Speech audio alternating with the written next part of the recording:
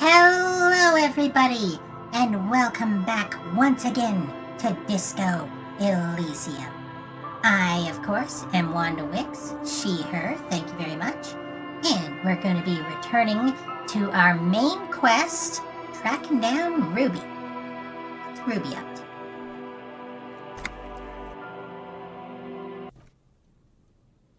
Now, you'll recall from last week, we did pass a Shivers check here, but the wind didn't tell us what we needed to know. It said that in order to proceed, we would have to fail first. So, let's go do some failing. Oh, let's see if we can succeed at making that one ballistics check up here. At this point, I'm expecting probably not, and to be honest, we don't need it. But just in case we get that visual calculus pop-up, anywhere here at all, it's supposed to be here.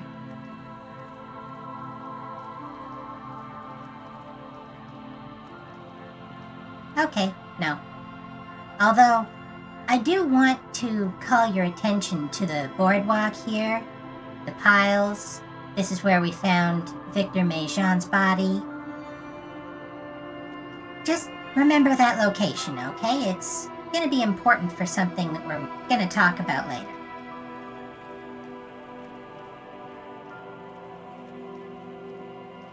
But first, if we want to fail, we gotta go do something that we're not very good at.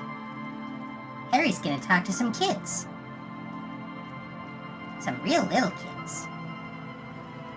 You don't necessarily have to do this bit in order to pass the Shivers check, but, you know, as long as I'm showing off all the content of this video game, I want to try and hit as many things as possible.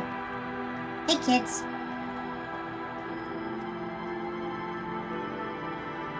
The scruffy-haired little boy kicks a stone while the other watches him do it. Now these, you may recall, are the twin boys of Lillian, the net picker, and the brothers of Little Lily, who we got the stuffed grouse from. Hey kids, have you seen any bad people around? What bad people? One of the twins looks up, his mouth slightly open. I don't think questioning 4-year-olds without their parents present is going to crack the case. Is Little Lily your sister? Yes. Yes? Yes. That's it? You're being laconic about it? It doesn't look like he knows what that means. Children are stupid. The scruffy-haired little kid laughs, as though in agreement. You're stupid. The other one tells him, suddenly very serious. Okay, how about the policeman asks you something else now? Okay. That's strange. We don't seem to have the option I was hoping for here. Like I said, this game has been behaving in ways that I did not expect, and I know this game pretty darn well. We'll talk to Lillian then. See what she's got to say about her Obviously kids. it's gonna calm down soon, I can feel it. The wind is turning southeast. What's on your mind, officer? Well, I'm not doing this. Maybe talk to, Joyce. There's gotta be some way to trigger this. You're back. Good. What can I help you with? I've got some more questions about reality. More lessons in basic reality? My favorite part of the day. Go ahead, ask me anything. We've got an esprit de corps check here that we haven't hit before. I don't Glad think to it's have been relevant, persistent. but just for the sake of doing it, let's see if we can get that check. We need esprit de corps.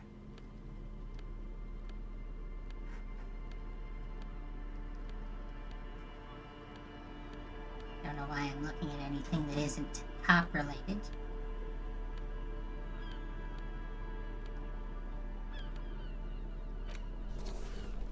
Can't wear 2 of those.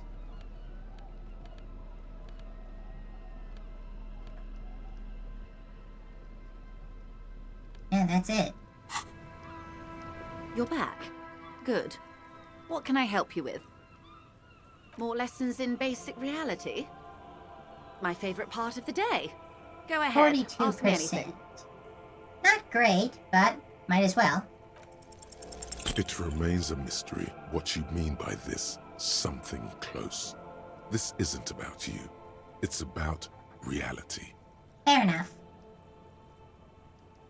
I know we've already asked this, so I'm Glad not to have sure been why of it isn't assistance. lighting up that way.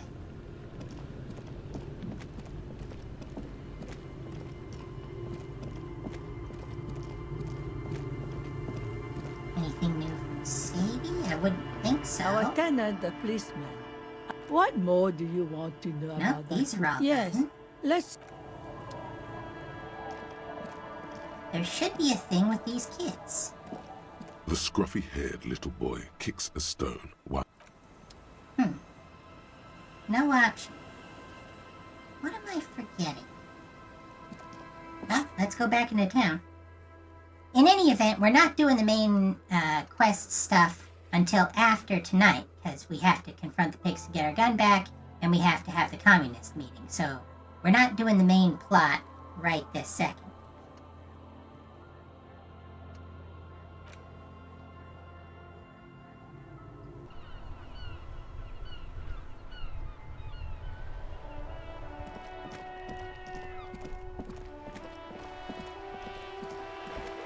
I think I might know who else to talk to. In any event, she might have an opinion on Joyce being gone. Let's go have a chat with Cindy the Scout.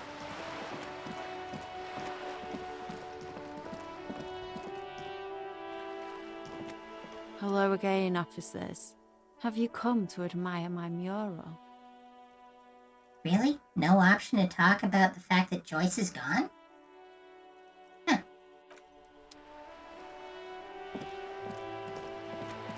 Oh, very well.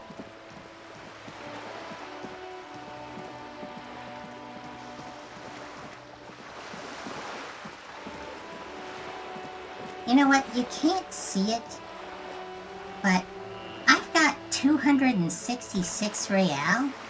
I've got no excuse not to just stock the hell up on all the consumables.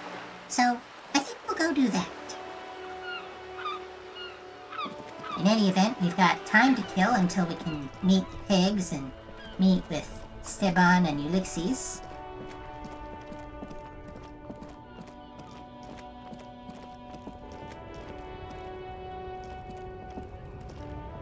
Let's stock up.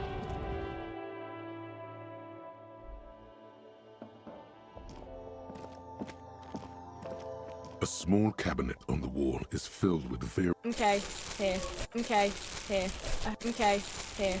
Okay, here. Okay, here. Okay, here. There we go. That should be more than enough to last us for the rest of the game.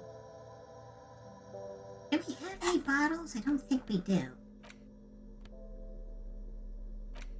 Contains 3 bottles. Okay, well, we'll cash those in. No reason not to. The tear machine stands in your bottles clunk into the machine.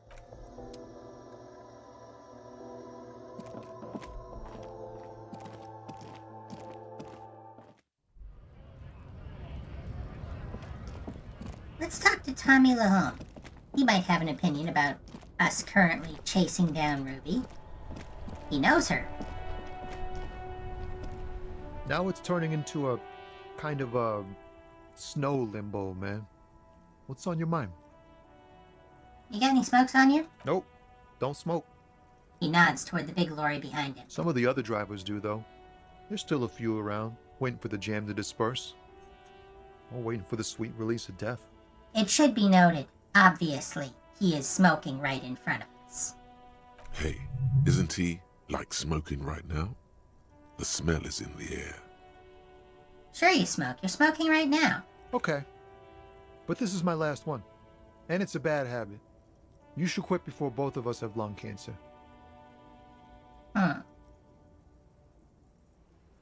Might see if we can do this empathy check. Probably not, but doesn't hurt to try.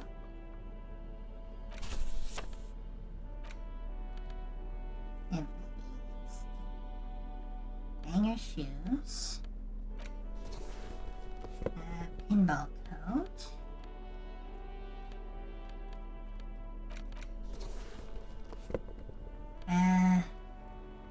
These.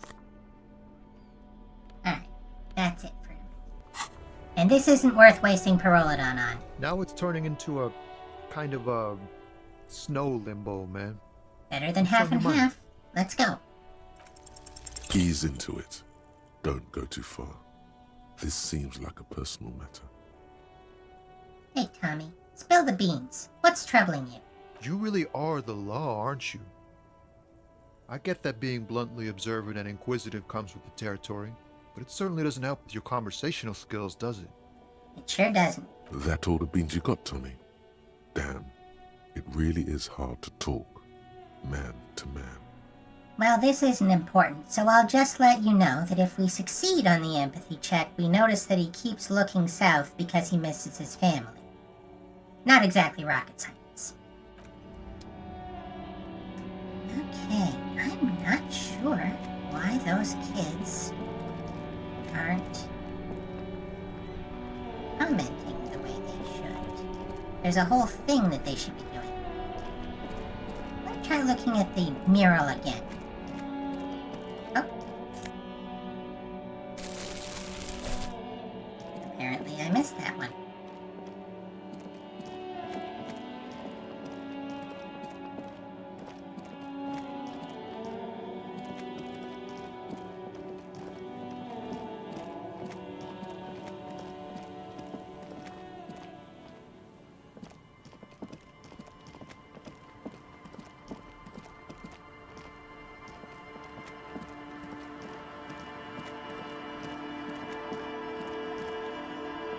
Oh, the drunks are gone. Oh, no, they're over here. I looked at the wrong bench.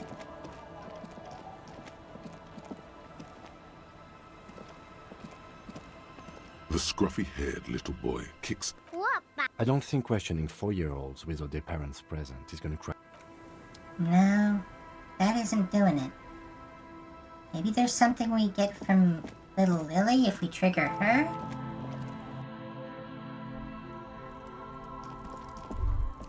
Hello, mister. Do you know anyone named Ruby? Luby. Ruby. Suddenly the girl gets all serious and leans in as if she's about to tell you a secret.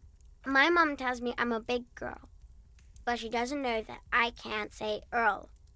Or sometimes I can, but then Uller. Kids. Fair enough. Bye. Is that the Phasmid? It looks like the Phasmid, leaning against the wall. Ah, our subconscious is still on the prowl for the Insulindian Phasmid, even after Lena's confession, saying that she thinks she may have made it up. Wait, what if this is the fishing rod situation all over again? You're not going to be fooled again. You're going to stand here calmly and observe this non-Phasmid until you see what it really is. Fine. It's not a Phasmid. It's not even organic. Just a fire iron resting by the fireplace. But where's your sense of wonder, man? Forget about the Phasmid. Fire iron.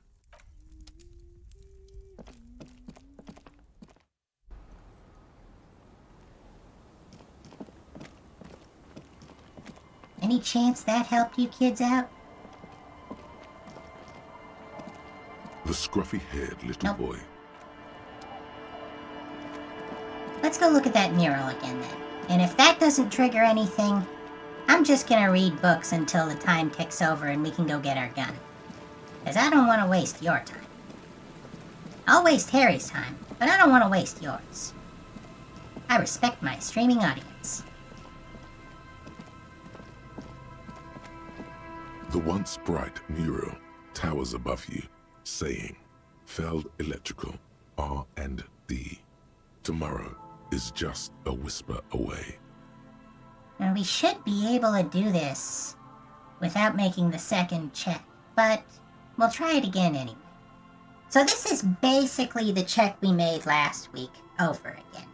As you can see, we get ridiculous bonuses to it because we already did all the side quests. Suddenly, there's a sigh, carried on the molecules around you, moving, flowing from high pressure to low pressure, like that of a woman emptying her lungs. She wraps the collapsing stone box in front of you in her breath, flowing through it. Where does it go? In through the collapsed roof, flowing down a concrete staircase to the basement, sweeping away footprints in the dust on the stairs, and then the beach below the boardwalk, its winding tunnels, a whisper away. What is happening? She's down there.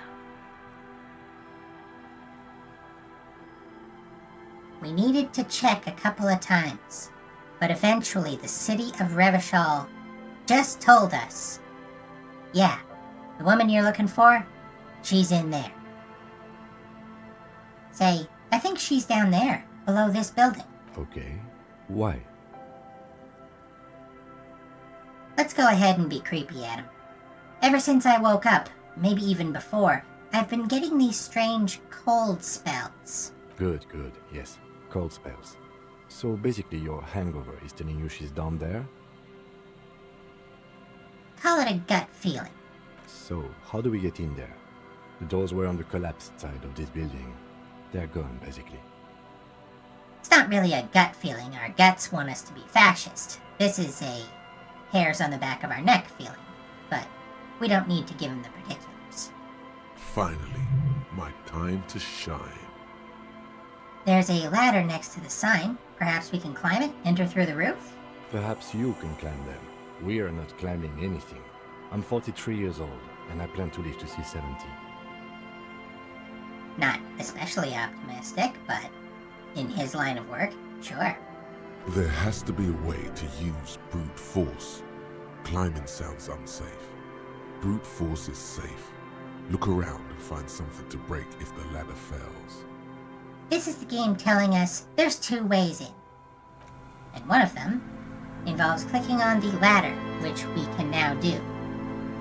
But just in case, because I really want to trigger the kids, they give cool plot things, that might be enough.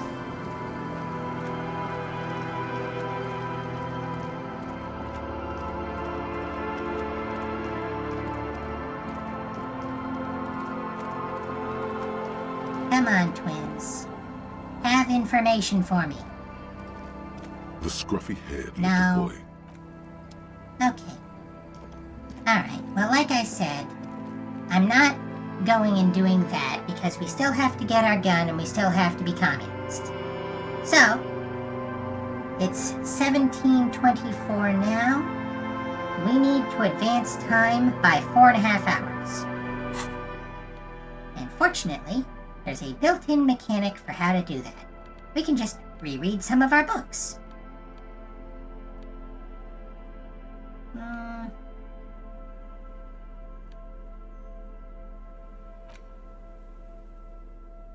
Want some mindless entertainment? This seems to fit the bill. The edges of the pages are worn and smudged. A lot of people have read about the Devil Woman's Alright, altercations we've already with done the this Helm bit, Down Man. so I'm just gonna cycle through this real quick. Don't mind me. You open his arm, it calls out. Berserker Raid. The edges of the page. You open his arms word, it calls out. Berserker Raid. Man from Helm, the steel muscles. A passage reads, Thine spell I have grand. This is in the final page. To find out what happens next, the jacket copy, he is ambushed by a tribe. Okay. That got us to 1855. We need another 3 hours. In your hand, you hold 4 fists. That doesn't kill time, but I wanted to do it anyway. In your hand, you hold 4 Why? There's truly no, if you insist. The story opens. Spillane needs Mullen. 2 days left, desperate to clear his name. What's the matter, detective? I don't know who's writing this shit, but I get the feeling they aren't experts on homicide investigations. The lieutenant shrugs, resigned to the idea that his profession will rarely, if ever, be accurately represented in art and literature. True enough. Of course, Mullen didn't do it, and not just any secrets of the Deneuve revealed. Not only is the outwardly the he would certainly have a typical privilege. The kid doesn't exactly. One evening, as the two lovers, I love you. Always aim for the center of mass. Whatever it is, Mullen never hears. When Mullen comes to, Mullen trashes his, the heat is, and you'll never know what happens. What makes you think this isn't the final dick? How do you know this? This could go on for, in your hand, you hold. Okay. 21:14. We do have to kill time, but less than an hour.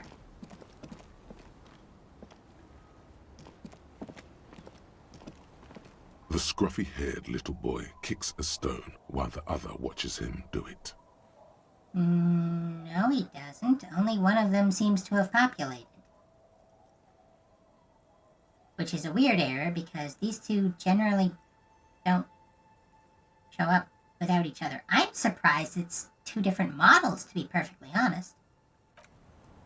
Alright. The scruffy-haired little boy. You're stupid. Okay. You're stupid. Okay. Yes. Yes. It doesn't look like he knows. Alright, that basically didn't kill any time at all. Let's see, what else? Don't want to do anything that'll take up too much time. Reading the alphabet should be quick. You hold in your hand the colorful primer. Every page has one A. H is for home. Q is, that's it.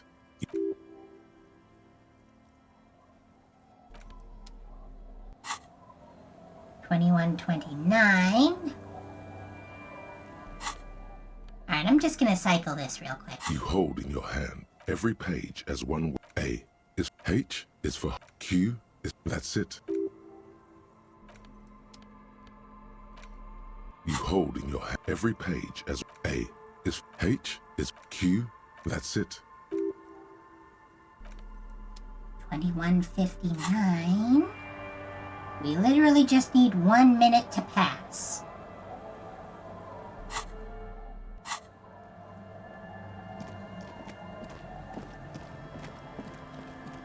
It's getting cold. Good night, officer. Alright, got rid of Kim, because we didn't want Kim around for what we're about to do. Let's get geared up. No. We want that. We want anything with hand-eye coordination. You want the medal. Where is it? I'm already wearing it. Okay. Reaction speed. Hand-eye coordination. Anything else hand-eye coordination? I don't think so. There's not much that gives us hand-eye coordination.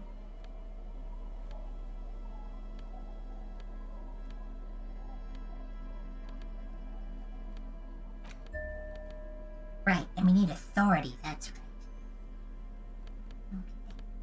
Okay.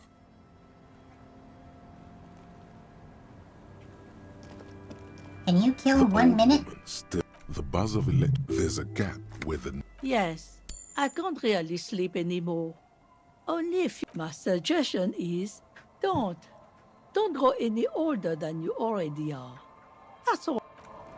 Alright, got us to 22:01. Perfect. And you know what? Just gonna empty our hands here. Okay. Now the pigs should definitely be there. Damn well better be. I'm not wasting another day.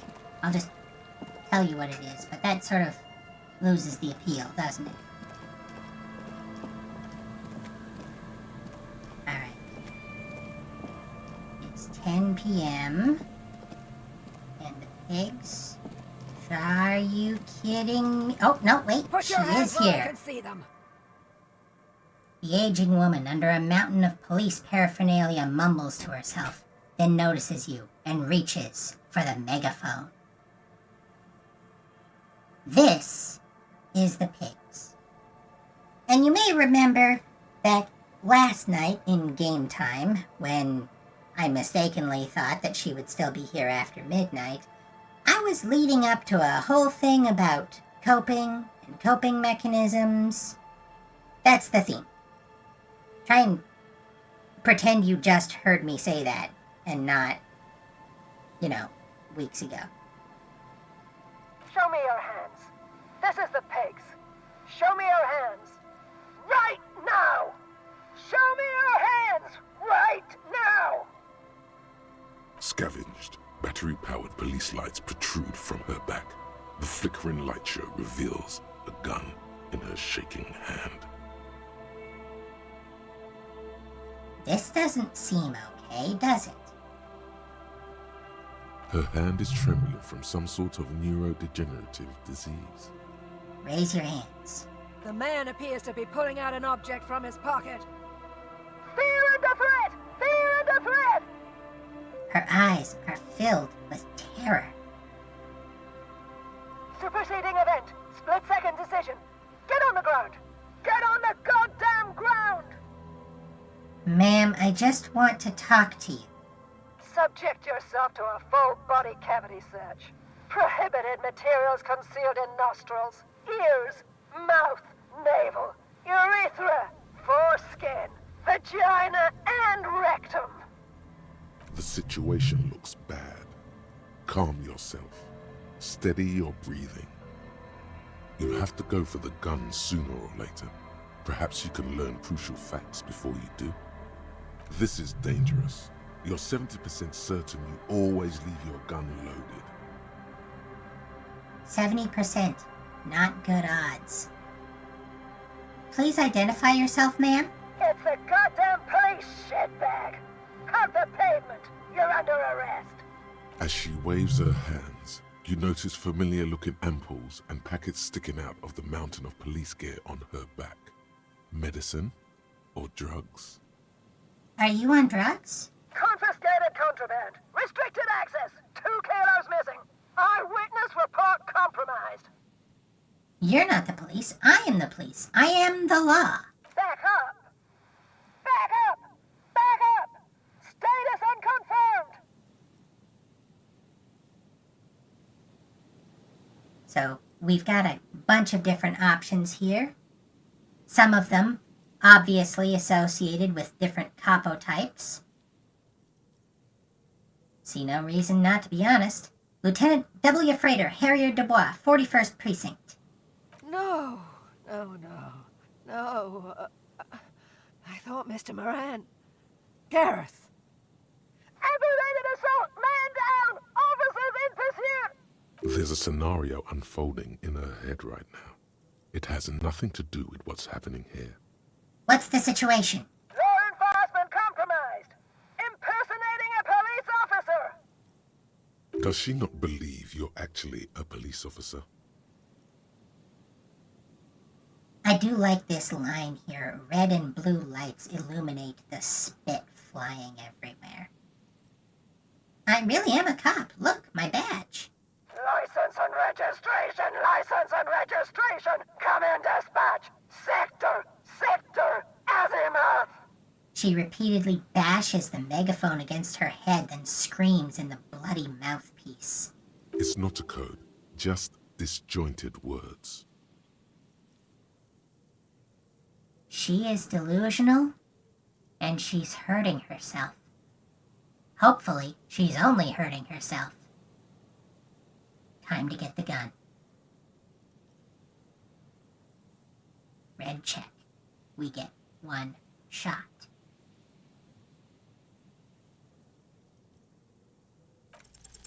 Alright, here's how we do it. As soon as that gun isn't pointed at you again, you dash right. Then immediately close the distance. Left hand grabs the barrel, right one breaks the wrist. No, that won't be necessary. Look closer. The gun, all 3 barrels, red and blue light shining through. It's not loaded. Ma'am, the weapon you're holding is mine, and I know it has no bullets. What? The woman looks at the weapon in disbelief, her eyes suddenly reddish with tears. She looks straight down the barrel and squeezes the trigger. Wait, This isn't police issue. Police weapons have bullets. This isn't real. What is this? Police guns always have bullets. What is this? Why did you sell me this? the gun lands on the wooden planks and tears run down her scratched cheeks. To be fair, it might have still had bullets in it when we sold it. We honestly don't know. But it doesn't have bullets now. Grab the gun, right now. This might be your only chance. I'm gonna pick up our gun. No one ever cares anymore. Why would they treat me like this? Her voice is growing fainter as she rocks back and forth slowly. Great gears are grinding to a halt. The machine is powering down. She's all out of jolt. Okay, you need to figure out what to do with her now. Nobody's ever around. The old woman Nobody mumbles, ever comes to visit me. staring blank at the boardwalk. I'm very sorry this is how life turned out for you. Her scratched skin is warm to the touch, but the person inside doesn't even know you're there. This is, unfortunately, kind of a realistic thing that can happen with people whose minds degrade. They latch onto something. In her case, it was police radio, or dramatized versions thereof. She saw something powerful that she could become. And as we just heard about Dick Mullen, the profession of law enforcement is rarely, if ever, depicted accurately. She only saw the, shall we say, exciting bits. It made her a danger to herself and others, even though she was trying to make herself safe. What am I gonna do with you? The catatonic woman, especially now that she's unarmed, doesn't seem to be a threat to anyone but herself. Now this is why I wanted Renee's medal and why I beefed up authority. In this moment, authority is all about respect. It's difficult to respect people who are in positions like this where they seem not respectable. This is an act of will. At ease, Patrol Officer Pigs. Your heart is in the right place. The catatonic woman doesn't understand, probably even hear your kind words. She just is. It's a shame. Recognition from an actual police officer would probably mean a lot to her. Too bad she'll never know. She will know. Hang the Setting Sun medal on her chest. I mean, Renee's not gonna miss it. Mr. Moran, Gareth, thank you. As the Thank sharp you. end of the pin grazes the flesh, a blessed smile emerges. Then it expires, like a shadow moving on the ground. All sentience fades again. Mr. Morand? Mr. Gareth Morand? The former cop turned Channel 8 crime show host? That Gareth Morand from the radio? That was the most honorable thing anyone has ever done. You are virtue embodied. Authority has opinions. The woman stands motionless, just a heap of clothes and flashes now. Maybe if you search her. Titus wants to be the sheriff. I'll tell him where to find you. Maybe he knows your family. Please leave the radio on. Mr. Moran is on Channel 8. As you turn to leave, the faintest of voices comes from the old lady. It's but a reflex. Nothing else. Reflex to what? Being left alone?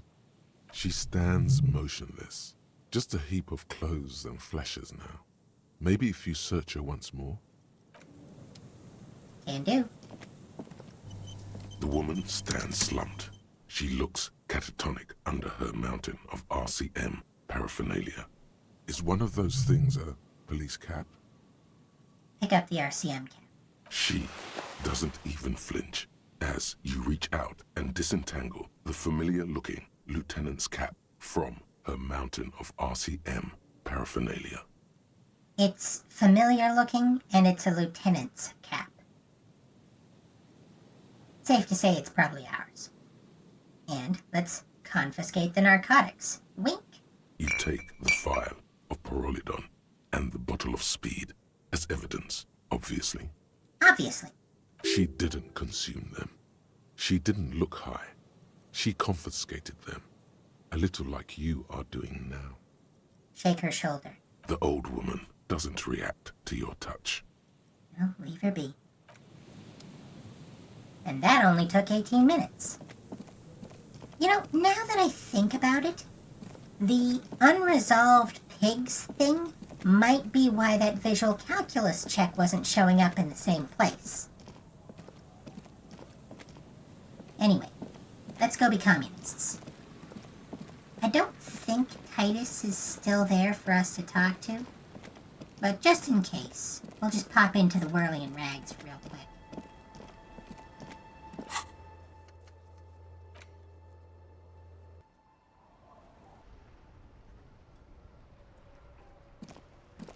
As she should get some help. Nope, he's not. Can't talk to any of these friends. Alright. Communism time. This is what it's all about. We are the great communism builder. The true heir to Krasmazov's legacy.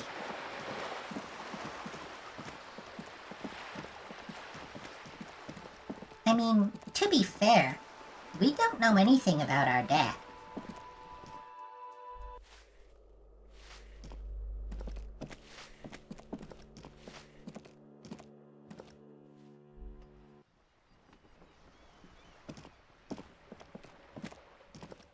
Hi, Cindy.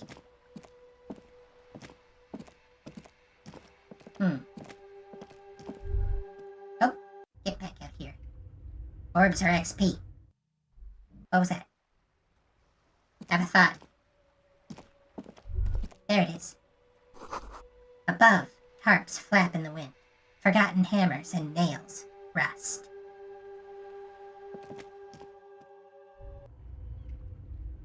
Steban and Ulysses, who believe that if you're sufficiently communist, it gives you telekinesis, basically.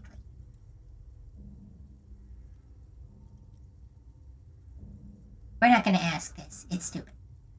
So I'm guessing these pots of gouache belong to Cindy? Yeah, it's hers. She just sort of moved it all in a few months ago. She said if she's going to make truly radical art, she needs a suitably radical workspace.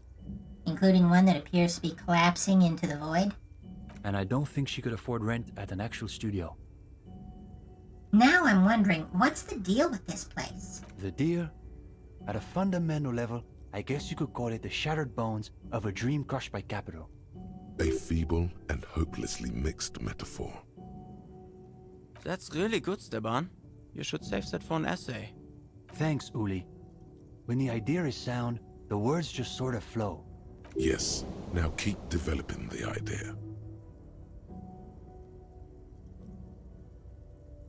Actually, I think that's a mixed metaphor. Leave it to the gendarme to enforce bourgeois stylistic values. Besides, he's just a first draft. Do you like Cindy's art? Oh, sure. He's definitely interesting, I would say. Interesting? Isn't that just Binoclard for I don't have a real opinion? Wait, I thought interesting was what people said when they don't have anything real to add. His companion's eyes widen with interest. He has a cold smile. Echo Maker here might be a sycophant, but he can still enjoy it when his mentor figure / friend gets a little bit of ribbing. If this is what the Union Man meant by theory combat, you've just scored a decisive blow. Come on. It's not that I don't have anything to say about Cindy's art. It's more that I'm still working out the details. It's a complex question. You've got to take your time with it. I guess you could call her latest stuff a sort of counter-bourgeoisie calligraphy. She's got a real taste for radical slogans. It's too bad she hasn't developed the theoretical foundation to do truly radical work. I think she'll get there, though. She's still looking for a subject equal to her ambitions. She will find her inspiration, and we will see her art before this game is over. Okay, let's move on. Go ahead. I'm ready. Let's talk about inframaterialism. Yes. Let's get right to it. His companion leans forward, ready to jump in. Presumably in a metaphorical sense. If he were to actually jump at us, that would be, well, unfortunate. They're impressed that you dove right into the most advanced parts of the theory. Half an hour evaporates and the conversation is still wending its way toward new and unexpected places. The cool breeze coming off the bay wraps itself around the Capeside apartments in a nearly forgotten part of that glorified construction site, surrounded by rusted pieces of scaffolding and walls of faded tarpaulin. A detective of the RCM debates the intricacies of an abstruse theory with a pair of university students. But if it's true that this individual possesses so much capital that light literally bends around him, then that must mean... So we've got two options here. That capital produces its own form of plasm, or that light itself is a bourgeois illusion. Given how much ideology affects things in this game, literally affects them, I think that option 1 is closer to the truth. Clearly, we're talking about the mega-rich light-bending guy in the shipping container. So, is it light itself that is an illusion of the society you're living in? Or is it the fact that his ultra-liberalism, or his success at ultra-liberalism, is its own form of psychic power? It bends the world around him in much the same way that a sufficient wealth of motivated communists can bend the world around them as a product of their collective will. Not successfully, mind you, but I think in this world where paranatural powers canonically exist, yeah, that's possible. Although, of course, it's an open question how much of anything we see is filtered to us through Harry's, unique mind. In Innocence of Capital, Puncher and Wortman argue that communists must possess as little capital as possible in order to keep their thinking undiluted by its influence. I wonder how much capital the people telling the communists not to have capital, I wonder how much they... Watch out. You call yourself a communist, and yet you've been accumulating a suspiciously large share of capital in just the last few days. It's almost certainly distorting your thinking. Well, this is money that I'm evidently generating 2 real at a time from either remembering facts or being inspired. So, piss off, savoir-faire. Now the breeze has subsided. All is still except for the last bits of steam rising from the coffee pot. Well, on that note, I think we can call it an evening.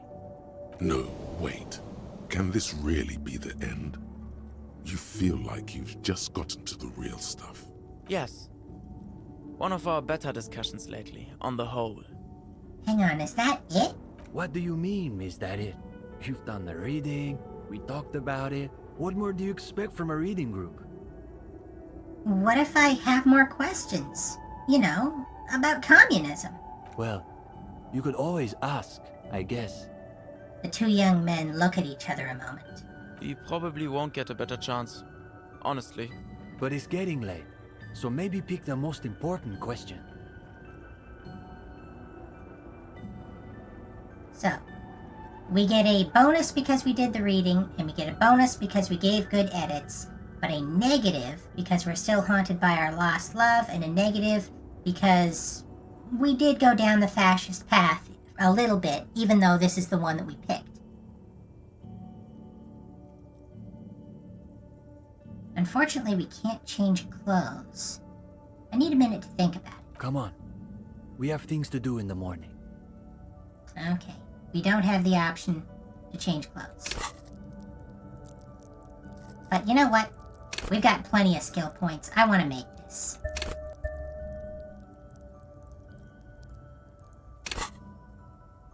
Besides, we're gonna need rhetoric fairly soon.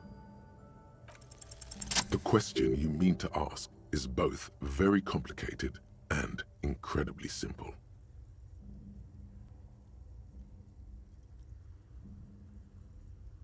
So our options are, if the whole theory we're meant to believe is completely unfalsifiable, if we can't even agree whether communism is about plasm or psychology or beans, if we can't escape the doom that's coming, do we want to be doomers? No. I think we want to attack the clarity of communication. If we can't even agree whether communism is about plasm or psychology or beans... The young man waits patiently for you to finish.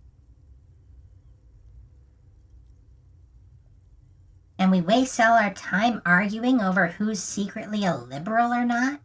Yes? What's the point?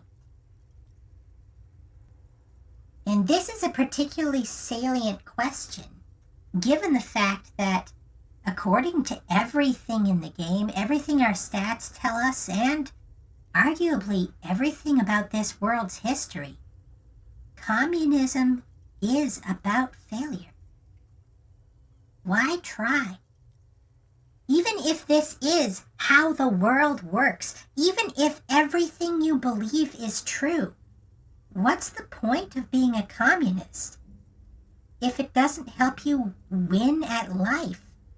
And if your movement in the long run doesn't win at civilization? This is what we saw when we played Suzerainty with Kim. Going for the communist options, looking at the welfare of our workers, is not a winning strategy to the game.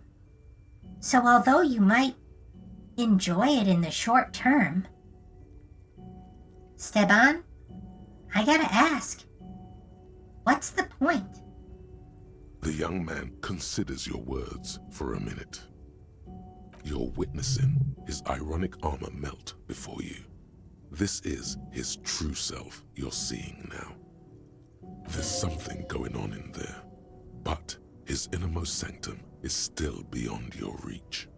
The theories Puncher and Watman, not inframaterialists, but theorists nonetheless, say that communism is a secular version of Pericanasian theology, that it replaces faith in the divine with faith in humanity's future. And there it is.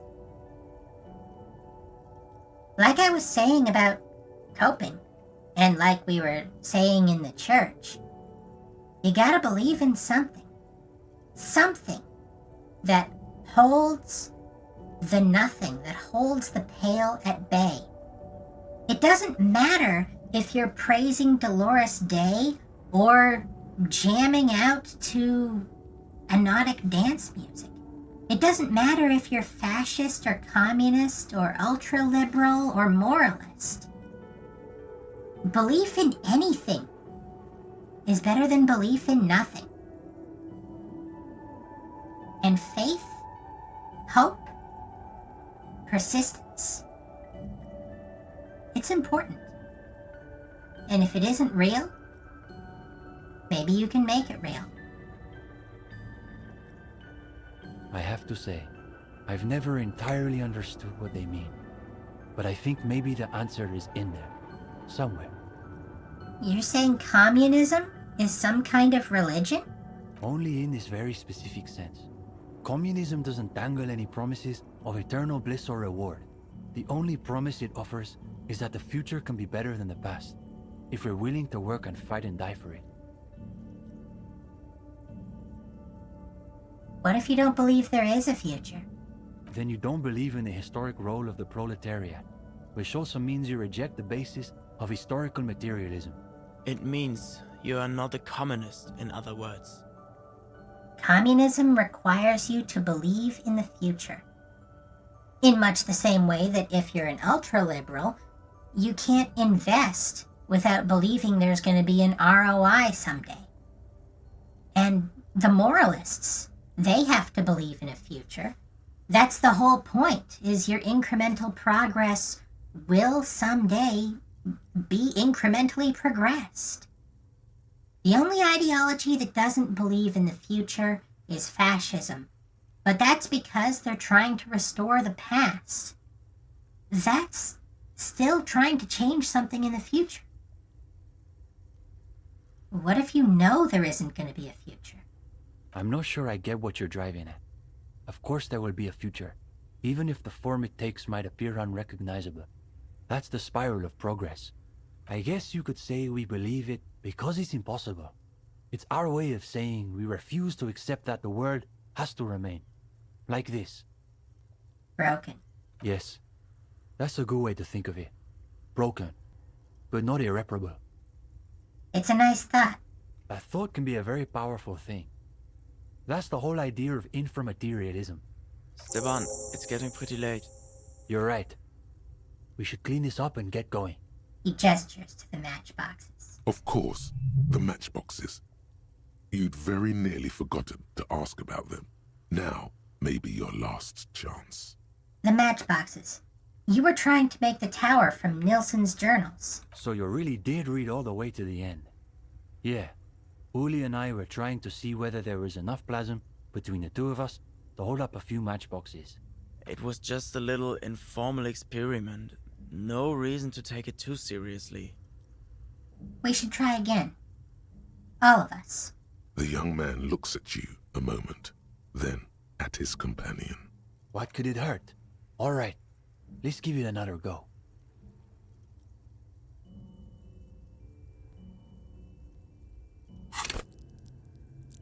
I don't know if it's too late. But I'm gonna max out our signature skill. Got the points. Might as well. Before long, a modest tower begins to rise from the pile of matchboxes. You place every box with the utmost delicacy and precision. Easy, Uli. It's holding. It's holding. For the moment. The higher the tower goes, the quieter the room seems to become. Aside from the occasional comment, the three of you are completely absorbed by the task. All right, you go next, Steban. The young man pushes back his shirt sleeves, revealing the pale flesh of his forearms. Like Ignace Nilsson and Krasmazov enjoying chamomile tea together. I will say nothing. Is it? It's holding. It's holding. Yes, this is the closest we've ever gotten. It's almost exactly as Nilsson's sketch imagined, a physical manifestation of the dialectical spiral of history. Round and round, but hopefully up. Howard by nothing but our belief in it. All right, gendarme. Your turn. That click was midnight exactly. It's a new day. Cross your fingers. You've got this. Theories aside, they're only matchboxes. Take a deep breath. It's... My God. Is he really holding? We got our numbers high enough. I had to get a communism total. I'll just let you know the math behind this part of the game. We needed to be at 30 or higher for this to even be possible. And a lot of these checks were happening behind the scenes, like this one. But we made it. Just for a moment, 3 communists built something. It's not much, and it's going to go away. But this is hope. This can be what hope looks like. This was why I wanted to go for communism as our political vision quest. We only get to do one. I told you how the moralism quest ends. You turn the big statue into an antenna and the moral intern spirits you away, never to be seen again. The ultra-liberal quest, you basically scam some people with fake stock certificates. That's how you buy the 700 real street light from Roy in the pawn shop. And you hire Idiot Doom Spiral to decorate the statue with icons of your particular glory. And with the fascist quest, well, you don't really do anything other than be miserable and declare that you and you alone will bring back the traditions of women knowing their place, which should be by your side. But no. No, this is the path I wanted to go down, because this moment at least implies that this world has hope, however temporary. It is. It is. Also, this is yet another political vision quest that defaces the statue, and I want to deface the statue. There, in the middle of the floor, the winding spire quivers with an improbable energy. There's no way it should stay up like that. How is the weight being distributed? But it is. It is. For a long moment, no one says a word. You're all 3 transfixed.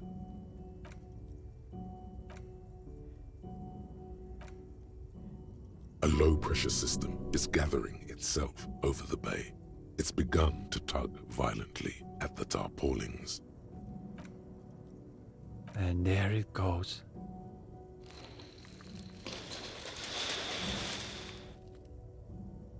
Can't control everything.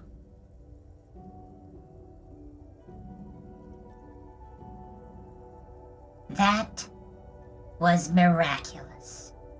No. It was exactly what's supposed to happen. We should treat it that way. We should probably clean up.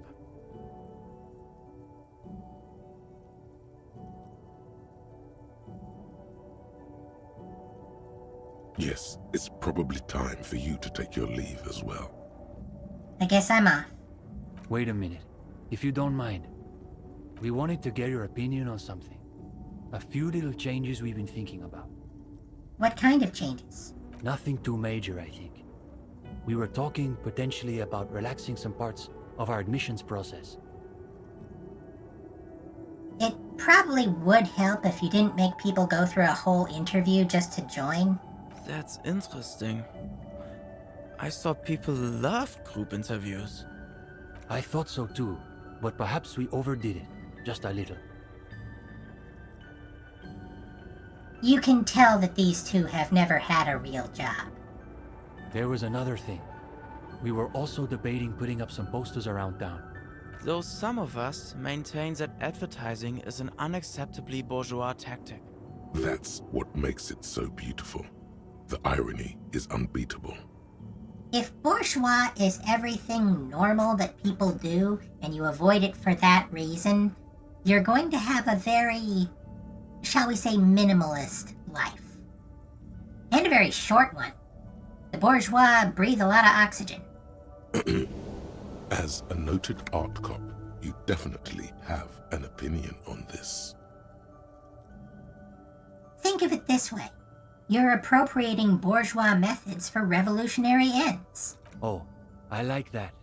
We're dismantling the structures of capital with our own tools. It does sound pretty cool when you describe it like that. Plus, I've got the perfect place in mind. Put some more coffee on, Uli.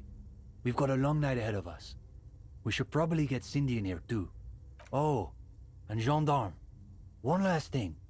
About that question you asked earlier. It reminded me of a certain poem that you might appreciate. Ah, so he has read something besides his books of abstruse theory. It was written by a young communard who was killed on the barricades during the Coalition landings. The story goes that he wrote it on the last night of his life, keeping watch from the barricades in the middle of the night. I don't have the whole thing committed to memory, but there's a line in it I think about sometimes. What's the line? In dark times, should the stars also go out?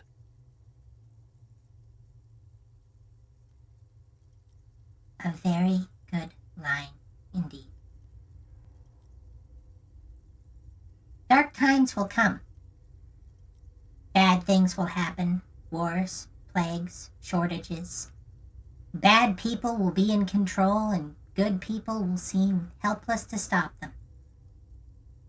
But just because the night is dark, the moon and the sun have gone away, that doesn't mean that the stars should also go out. Even if you are only one star, or a superstar, as the case may be, you have to keep twinkling. You have to keep shining. Because you might be the only guiding light that someone down on Earth has. Anyway, good night to you. And there we go. Alright, now we have nothing to do but the main plot. Hi, Cindy. Bye, Cindy.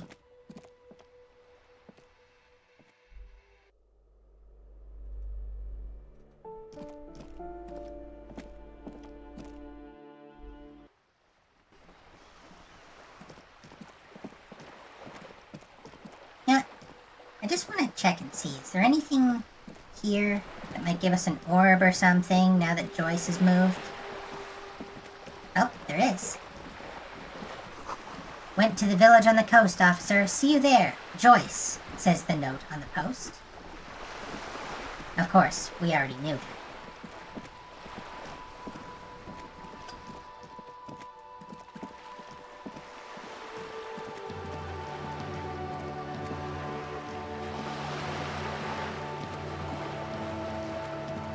Heading on back. Ignore that weird line. Alright, from here we can fast travel.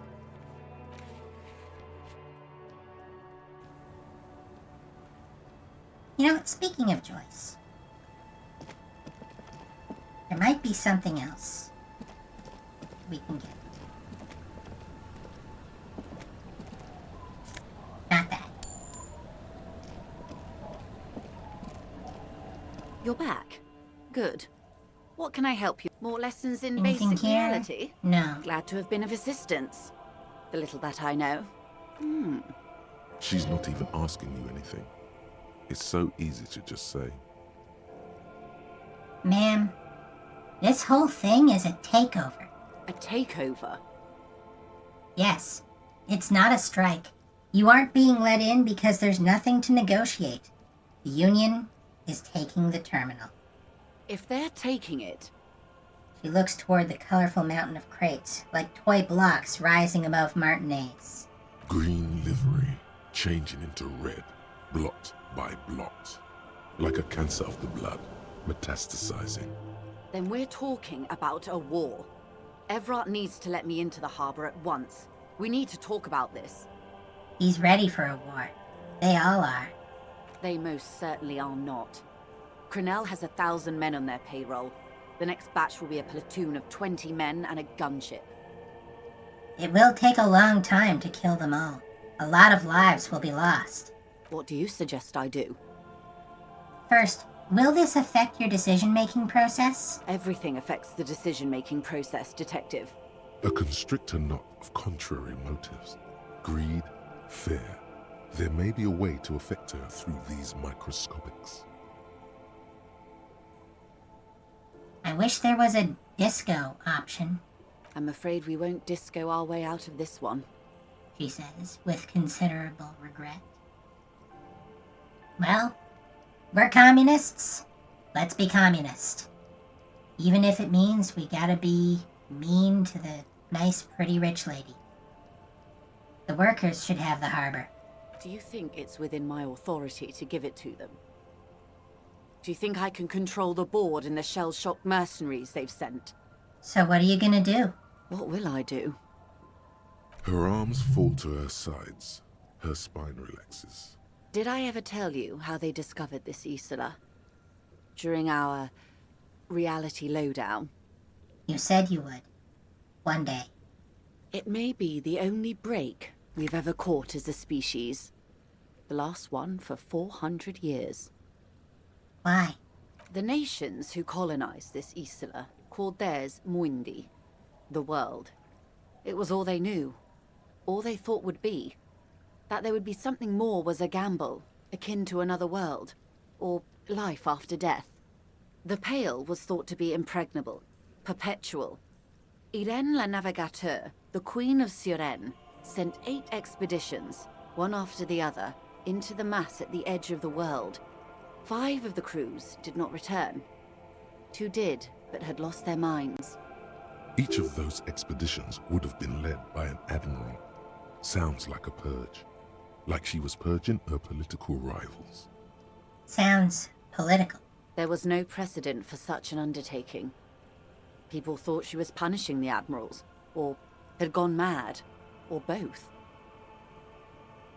There are many republics in history that have been taken over by their own military. That's usually not a good thing when that happens. And what better way to prevent the military from establishing a coup than by sending off some of the top-ranking admirals to not be able to do coups anymore. Until after years of trial and error, and the development of a strict psychological regime imitating the creation process of poetry. Called Volta Domar, or Return from the Sea. Volta Domar. I want to talk about this for just a second. The developers of this game have mentioned that whether we see them or not, everyone else has their own set of stats, and they aren't the same as Harry's. Notably, Harry has the esprit de corps skill, and, you know, most people aren't cops. Volta Domar is one of the skills that some people, including our partner Kim, have. It might be part of what allows him to stay so calm and so sane in the face of insanity like, you know, us. I think it's important that she says it imitates the creation process of poetry. Not mere memorization and recitation. It's a structured form of creativity, which makes sense as a way of combating the Pale if we understand that the whole idea of the Pale is that it eats information. If you can make up poems in your head for the Pale to devour, then it's not going to take, your hand-eye coordination, or your ability to play the piano, or your memory of your father's face. Just imagine sitting in the cargo hold of a ship, or staring out at nothingness that you're navigating into, and frantically, desperately inventing things, creating things, making rhymes up to be devoured out of your mind instead of your mind. Scary stuff. The 8th expedition returned sane and intact. They told of a new continent of matter. They told the Queen and her counselor, Dolores Day, that the Pale had begun to condense, day after day, hour after hour, minute after minute, slowly raining down until it formed a vast ocean. The air is cold and scented with petrichor. Petrichor, if you don't know, is the word for the smell after a rain. There are rain circles on water all around. Humidity crawls up your back like a piano trill. Put your hand in the rain. The droplets feel warm, like spring rain. This ocean? The phenomenon has never again been encountered. For a time, the crew thought they were experiencing a hallucination. The mass hand proclaimed, "Lancielinde, Lancielinde," the signal to wake up. But they could not. They were sane and conscious, as islands began to appear on the horizon. There are 78,000 uninhabited islands in the Insulindian archipelago, officer. The freckled face of God. She smiles. You've thought it a million times. Afterlife, death. After death, life again. After the world, the Pale. After the Pale, the world again. A total shift in human comprehension of reality. On the second day, a great skua was shot down above the flagship Lizargique.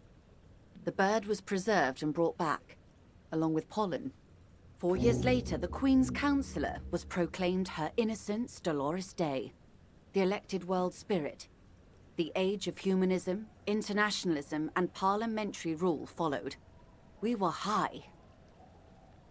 That'll happen when you find an entire other world full of exploitable resources.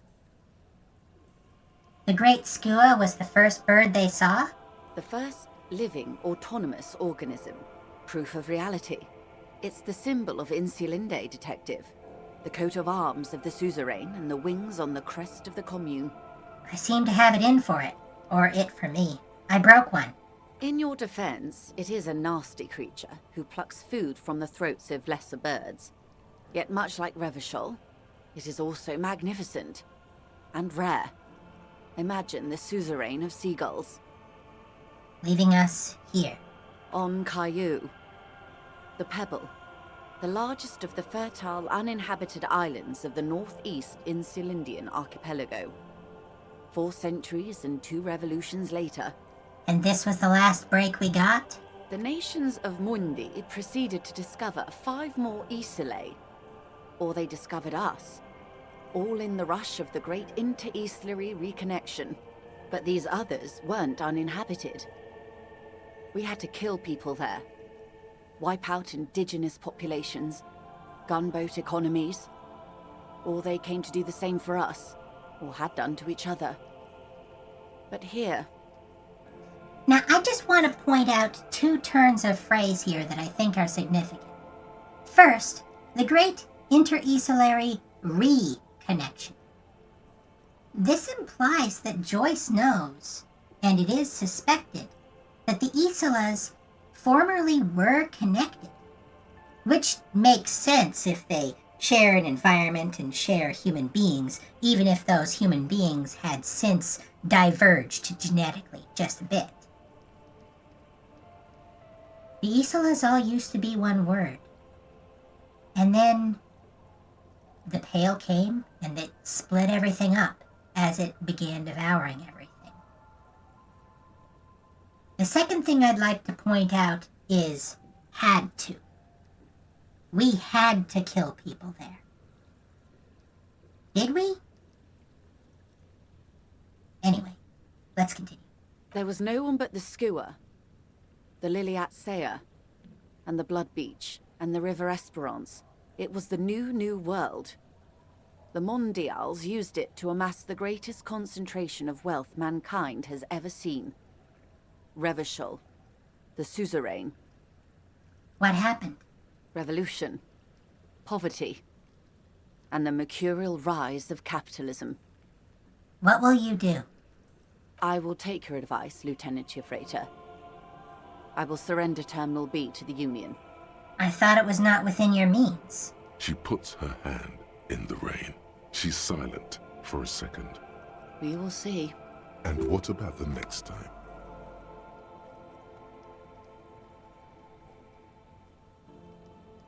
This won't be the last strike. There'll be another, then another, until the rule of law unravels. What happens will happen. She takes the end in her rain-slick hand and starts untying the knot. The age of capital has only begun. I will talk to my employers in person. We will amputate and cauterize Martinez. If you handle the situation on the ground. You're going now? Yes, Mr. Clare has a 2-month head start. I can't let it grow any bigger. And I've exhausted all my options from here. We? She generally avoids that term with her employers. There are no employers. She's a member of the board. Probably a partner. You are the Wild Pines. There are no employers. You are the citizens' militia. There are no superiors. She turns to you, rope in hand. What? Of course I have superiors. That's right. We're all answerable to someone. Even after all this time, I still don't really understand who you are or what your angle is. I have not deceived you. I told you exactly who I was. Rejoice Layton. Understood. Keep the peace, and I will keep my end of the bargain. How far along are they? The tribunal? The confrontation is imminent. They have followed in your footsteps. As your investigation reaches a climax, so does theirs. They are your shadow. Arm yourselves. Check. Armor yourselves. Check. Protect their targets. Violence may be unavoidable, but we can limit the casualties. When will they make their move? Where? Soon. I do not know precisely. They have cut off all communication, you see. They know I've been feeding you information. One last thing, Lieutenant Dubois. I've given the matter much thought and come to this conclusion. You're not an amnesiac. You're insane. I know, because I too am insane. I just hide my illness better. And I'm rich. You're over-radiated. I'm overexposed, baby. My travels take me through the Pale dozens of times a year. I've got the longing. And I've got it bad. She points to her heart. Isn't everybody a little insane? No, Detective. No one's as insane as you. How do you keep your shit together? The same strict psychological regimen the 8th Admiral developed when he crossed the Pale and discovered this Isola. The Volta do Mar. It's used by inter-Islary travelers and other troubled souls, even to this day. You could use a little of it yourself. Goodbye, Rejoice Layton. Watch out for yourself. They will strike soon. Indeed they will. Slowly, the sails turn grey-blue as more oxygen gets between you. I've told you that I'm saving my last thought cabinet slot for something. This is it. Not Revacholian nationhood, not the inexplicable feminist agenda, not finger pistols. Not even the litany of Contact Mike. The Insulindian Miracle. You were reminded of a poem somewhere deep inside you, the translation of which you don't remember. Nulla sarà cambiato della luce, it begins. Colori come grigio e marrone, tutti stampati uno sull'altro, trovai un vuoto, una macchia bianca. Gli altri guardarono. Che bella giornata, che bel tempo, ma senti la rotativa. You were reminded of it when you heard about the discovery of the Insulinde. But what does it mean? And how do you know it by heart?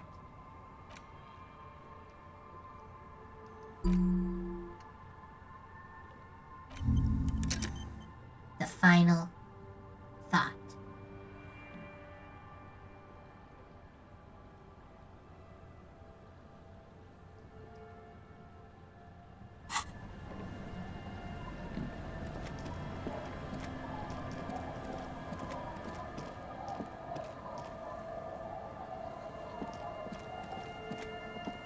It's getting late, and it's...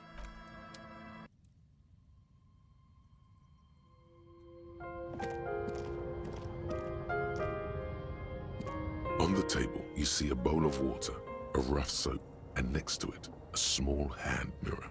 A straight razor soaks inside the wash basin. Is shaving the right call?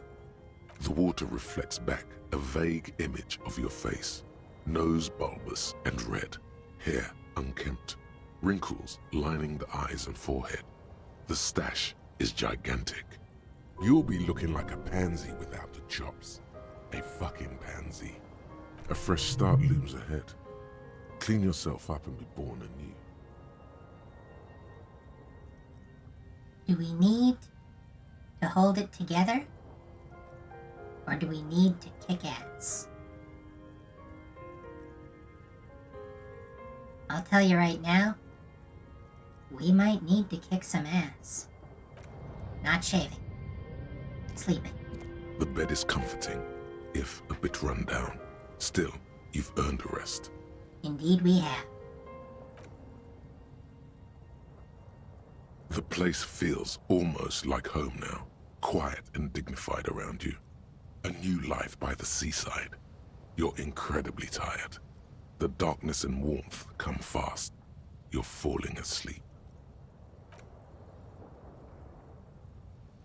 It's easier this time.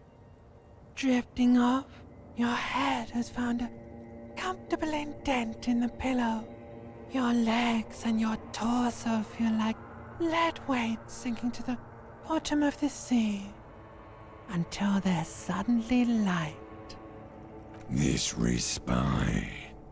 You've earned it, brother. Bask in the darkness. Let it swallow you up and swivel you around while you forget everything you've managed to remember. But I've been bad. I haven't earned this. No, you haven't.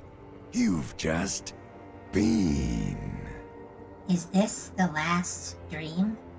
No, this is the one before that. We'll just keep cycling it for you if you don't mind. As long as we can.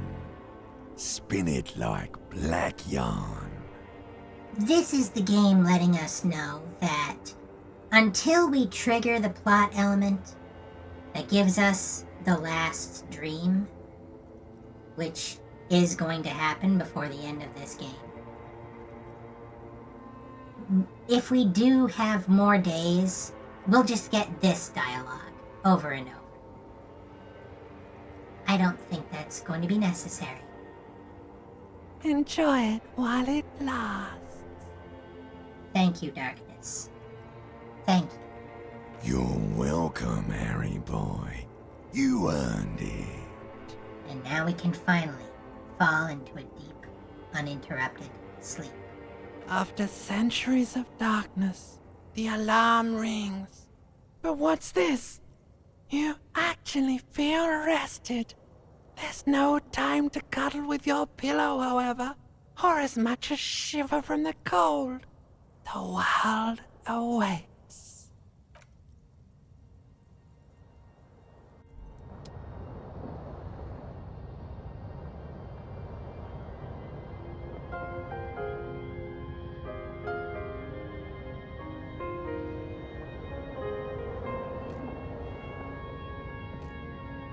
I love how long it takes us to get up. Feel like that some mornings, don't you?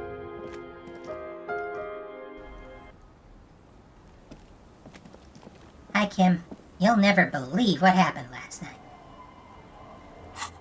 Anyway, we gotta talk to Titus about the pigs real quick. Just tie up the last few loose ends.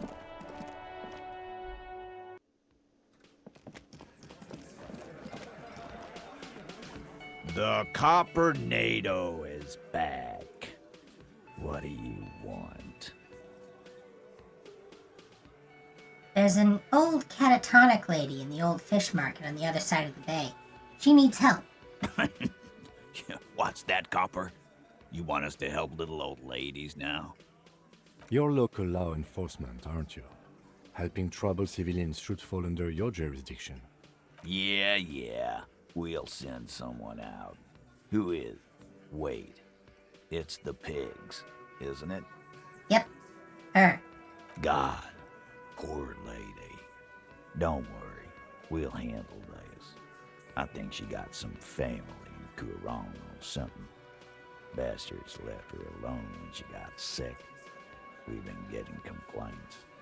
Hey, wasn't Everard's B team looking for her the other day? They said something about her, I don't know, finding something? That's Mr. Everard helping us find our gun. Yeah, I think you're right, Gene. She have something of yours, Pig. Whatever you do, do not admit to these punks you lost your gun. You will suffer if you do. No, she didn't have anything in mind. No? Well, whatever then, Copper. Titus chugs his beer down and wipes his mouth. No. They totally said what it was. What was it?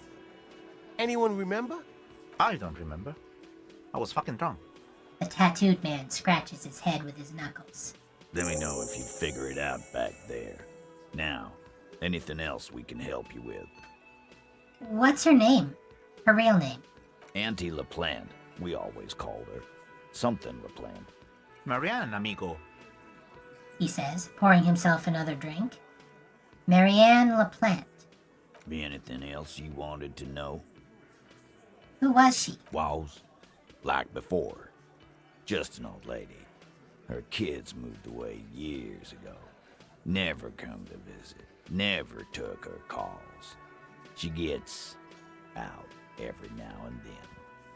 She did right by lots of us when we were kids. Always was a little off, but still. Us kids? That must have been ages ago. She was better then. How did she get like this? Wanted to be a cop, you mean? Well, shit. I don't actually know. Anyone know why she started acting like a pig? No fucking clue. It's gotta be the crazy. Who'd want to be a pig? So, our options are someone who wanted to set the world right before it ends. Ever think of that? More like who wouldn't? Cool uniforms, fast machines, packing heat, sign me up. Law enforcement is a respectable occupation, sir. Or, I can't help but feel partially responsible for the unhealthy culture that poor woman latched onto. I'm sorry. These, of course, are capo types, Apocalypse Cop, Superstar, Boring, and Sorry Cop. I'm gonna say this one. It's real. Yeah, you should be. The tattooed mask sinks into his seat, unsure of how to respond. Whatever, Cole. Don't worry about it. We'll take care of our own. Where'd she get all her cop gear? Dunno. She lives by the water. Shit washes up all the time on the beach. Police paraphernalia doesn't just wash up on the coast, people. It's not like we dump it at night. She bought it, collected it. I'll let you know that if our esprit de corps was higher, there's a particular passive check that pops up here that shows us one of those sideways scenes of a cop doing just that, dumping some stuff into the water. But we don't know about that. Thanks for helping out with this one, Titus. No problemo, cop man. We take care of our mentally ill here in Martinez. Ain't that right, boys? I don't want you to take care of the mentally ill the way that you take care of things. But, whatever. Sure enough, we're the real heroes on these streets. Alright, taking off now.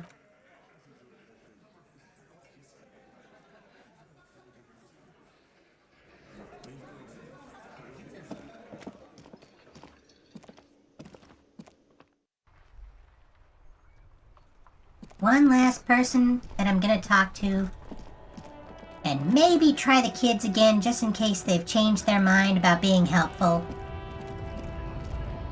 And then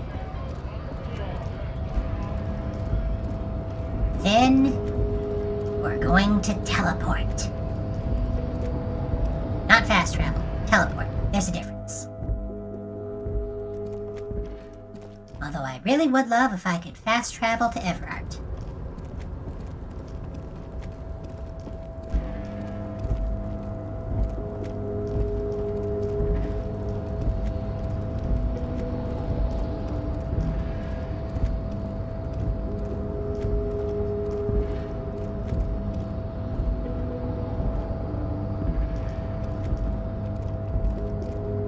Helps if I zoom out. Alright, let's go.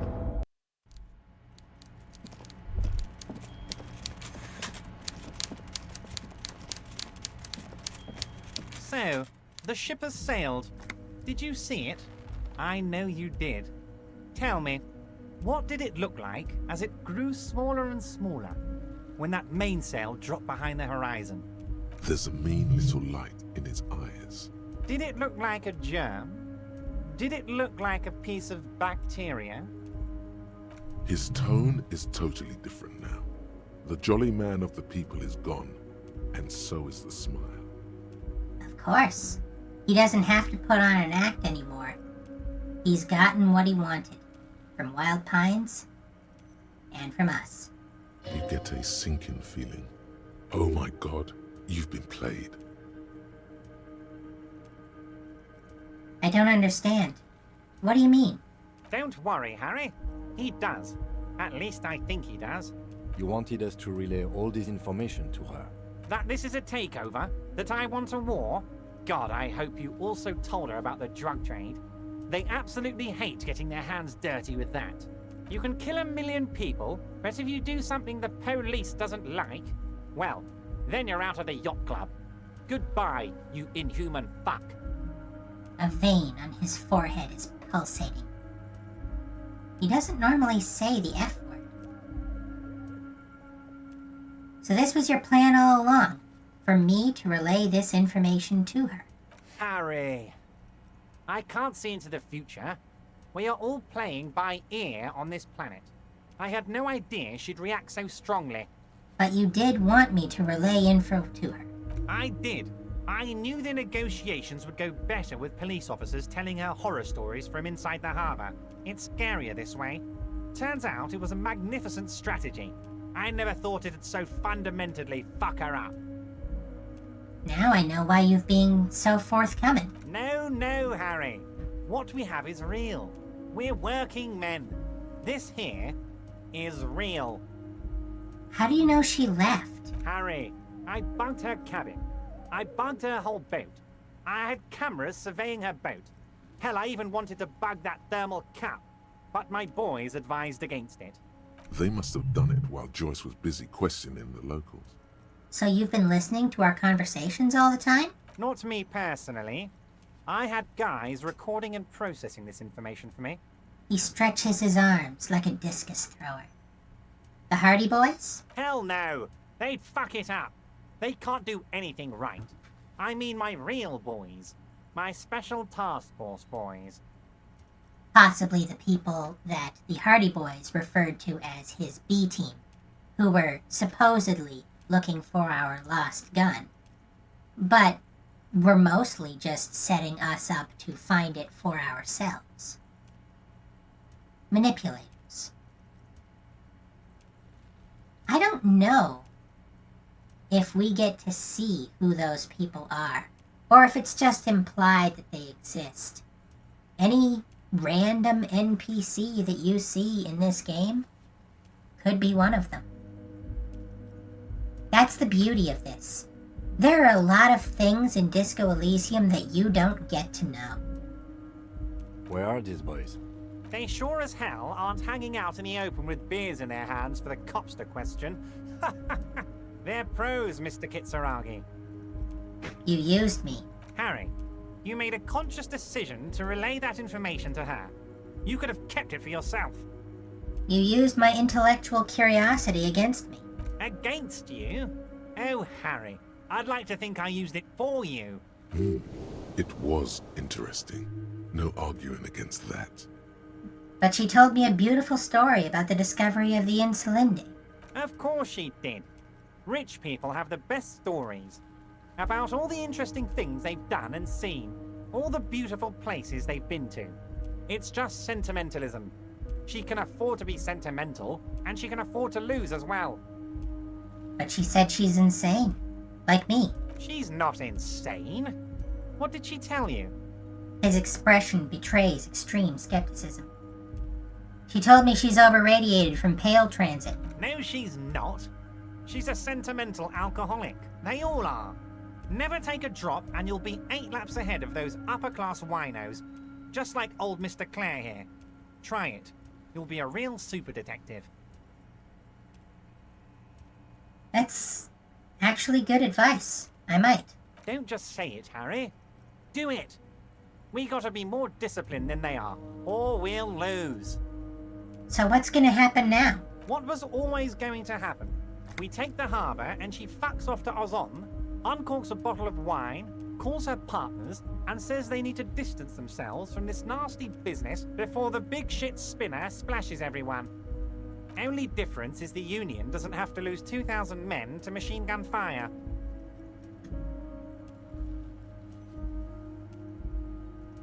You could have just told me. I would have been on board. Harry, when I need to tell people, I might as well do it myself. That's why I like initiative, and inspiring initiative. It's more natural that way. And safer too. You never know who you can trust. To be fair, when he first met us, we could have gone in any ideological direction.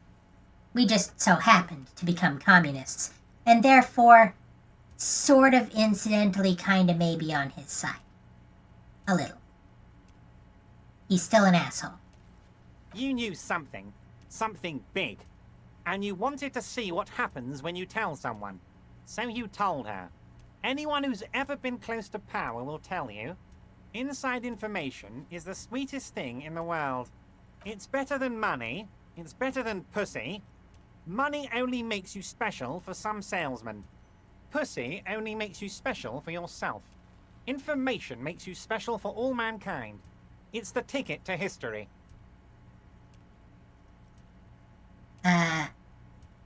Horrible dehumanizing misogyny aside, yeah, information is more valuable than money. You can trust me on that. Right on, Harry. What you did was participate in history. When history calls, you have to pick up. You had no choice. None of us ever do. A hard disco cop like you, I knew you weren't one to resist temptation. You know what, detective? I am going to leave this out of my report, and I suggest you leave it out of yours too. Just look at the three of us. The three careless boyaderos. Good times, good times. Well, let's mirror him. He said fuck, we'll say fuck. So what the fuck now? Now we let bygones be bygones because there's work to do. For me and for you.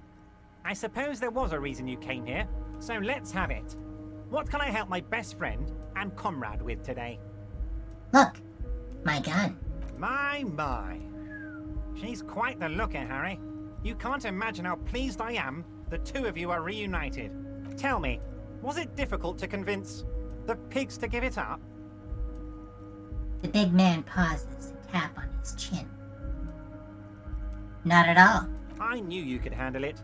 I know my special policeman. Anyway, I'm glad you're all right and armed again, Harry. Now, what can Everard Clare do for you? I do believe we don't have anything more here, but I'll check just in case. I'm always happy to educate and entertain you, my friend. Very nice, Harry. Most certainly, Harry. Nothing bright by all means, That's Harry. not important. What's Let's on your go. mind?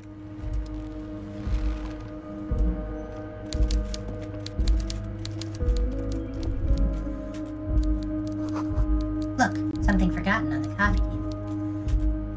I don't know why that's popping up. There isn't anything we need there. That only pops up if we need the ID to leave. This game, like I said, it's been behaving strangely. I might reinstall it. Just in case. The whole thing with the twins, not being able to get that other visual calculus check.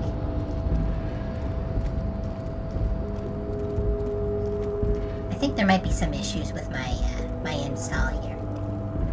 But we're not worrying about that right now. Like I said, time to teleport. We've just got a few minutes left in this stream. That should be more than enough. Unless the twins feel like talking. But I doubt it.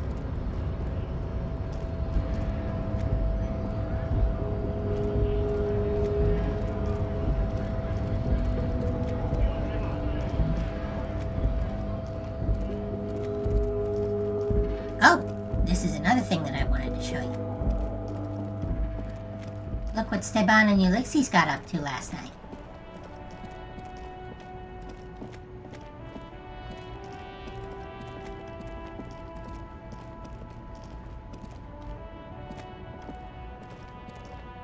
The old king and his horse have been covered in posters with radical slogans like "No kings, no bosses," and "Again and once more after that." At the bottom of the posters, in smaller lettering, are details about meeting at a local coffee house. Looks like the students took your advice to heart, Detective. It's not much, but in theory, it's a step towards building radical Mazovian communism in Revachol. A decision has been made, and therefore, an alternate timeline has been created.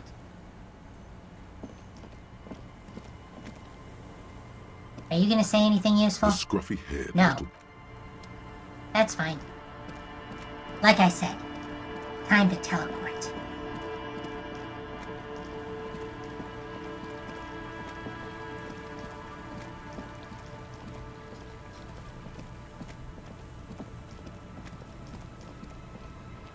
Let's put on our teleportation gear.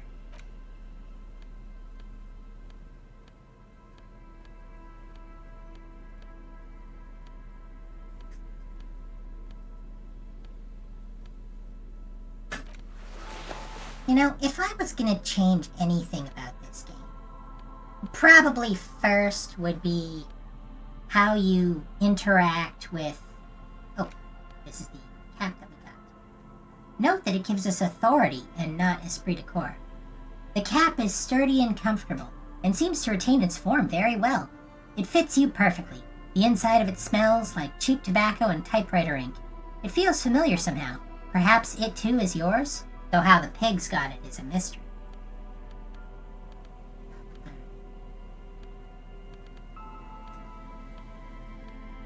As I was saying, if I could change one thing about this game, particularly the user interface, I think... Well, first and foremost, I would change the way you interact with drugs, so that I didn't have to constantly be, you know, playing dodge with the little icons down here behind my butt. But the second thing would probably be the inventory management. I would give some sort of option to sort your clothes by the skill you're trying to boost. Anyway. A rusty ladder leads to the rooftop. Some of the rungs are missing. Yeah, that doesn't look good at all. Assess the situation. The distances between the remaining rungs are rather wide. You'd have to use the mounting brackets. However, they seem corroded and the peeling rust is razor sharp. The game does not account for the fact that we are wearing bulletproof gloves. In addition, the first rung is going to be tough to reach. It's what, 3 meters above the ground? And you're 180? 180 seems about right. By the way, that's not quite 6 feet for those of you using an imperial metric system. Not to mention that the roof is collapsing and the wind gets pretty brutal up there. Dismounting from the ladder is going to be hard. Perhaps if you were to not climb the ladder. Instead, what if you were to do something more subtle? What if you were to reconceptualize climbing the ladder? Astral projection. Be open-minded about this. This is in quotes, so we are about to say this out loud to our partner Kim. What if I don't climb? What if I just teleport? Teleportation is not a thing. The lieutenant stares at you, stone-faced. Even if it isn't, no one told you. It is a thing for me. I can't remember it's not a thing. That's not how physics work, detective. And even if it were, wouldn't you need some kind of apparatus? A teleportation field or... What are they talking about? The kid behind you whispers, asking his father. Teleportation, Mikhail. It's generally thought impossible. It won't hurt to try. Oh yes, it could hurt. A lot. He is restraining himself from using a parental tone with you right now. Teleport to the roof. We get a bonus because we watched Tiago do his crabman thing. 3, 2, 1, go. All you need to do is close your eyes and concentrate. Darkness enfolds you. You can feel the distance between the bench and the first rung of the ladder. All you need to is...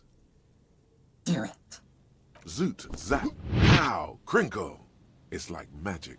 You feel yourself disappear, your atoms fading out of existence. Oh my god, I can't believe it. Bam! You find yourself on the roof, having mastered the art of physical displacement. Beautiful. I did it, Kim. I teleported. I just saw you climb the ladder. You just climbed it like a regular person. The lieutenant shouts from below. No, not like a regular person. Like a phase spider.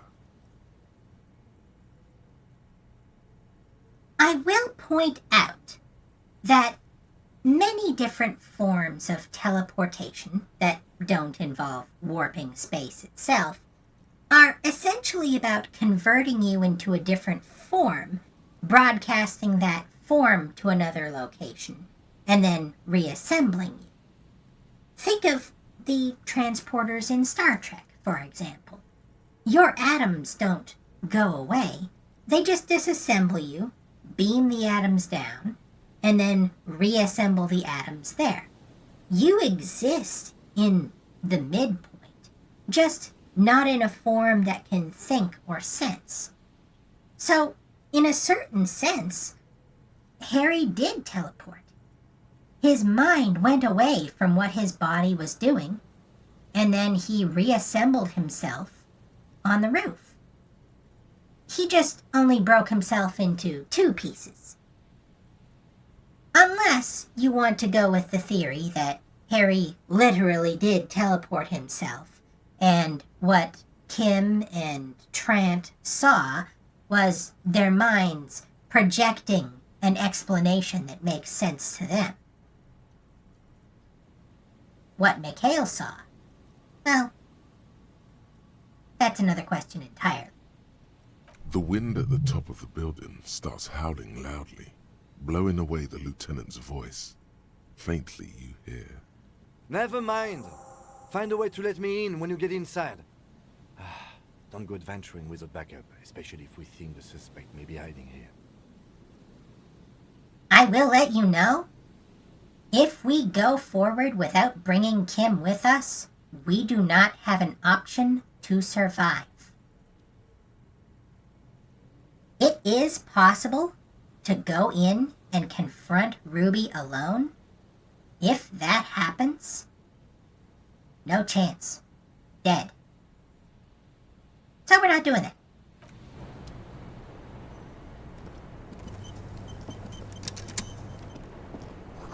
The central support beam has been destroyed by artillery fire.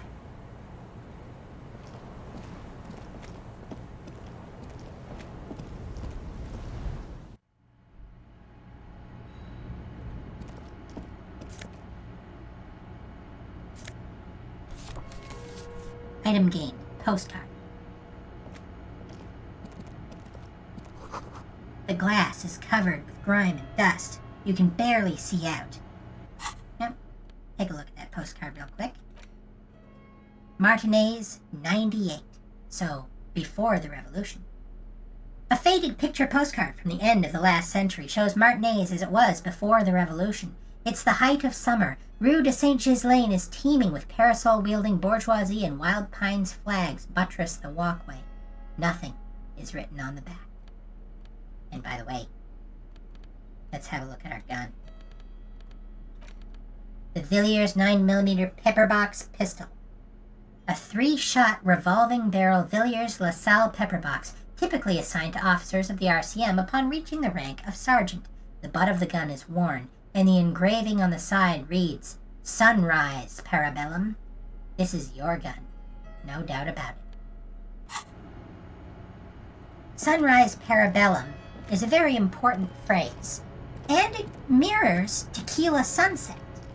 But I'll talk about that more later, when it'll be more relevant. Antiquated office furniture, last century maybe? Brought down and forgotten so long ago. You should take out your flashlight. All right.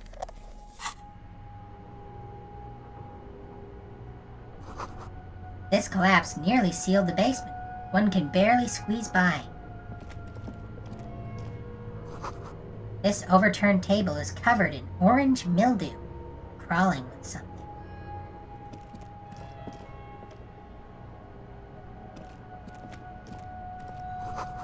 Old file folders in the cart, documents silvery with mold.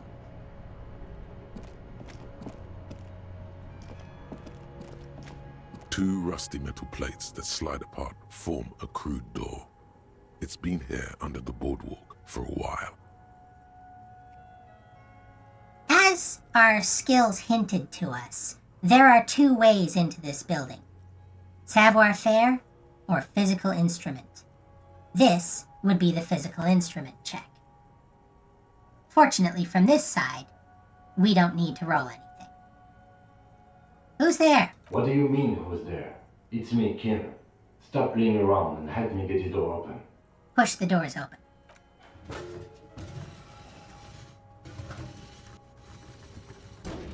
The doors seem to be on rails, but they've gotten jammed. You grab a side and put some strength into prying it open. With the help of your partner, the two metal panels slide open with a creak. I love how unspecific that phrasing is. They've gotten jammed. Or were they jammed on purpose? I think this is how Ruby got in, and then she jammed the door after her. Huh. I hope no one dangerous heard that. How did you even get there? After you climbed up to the roof, you mean? There's a maintenance entrance under the boardwalk. It's next to a drain pipe, possibly a storm drain. It was easy to miss before. Could have saved me the effort. At least now we have an exit, so let's get going. It's time to investigate these passages. Indeed it is.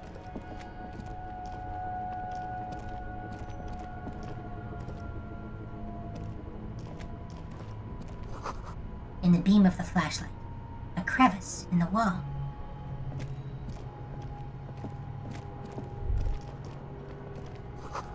Stale fabric smell and dust. No one's slept here in months, maybe years.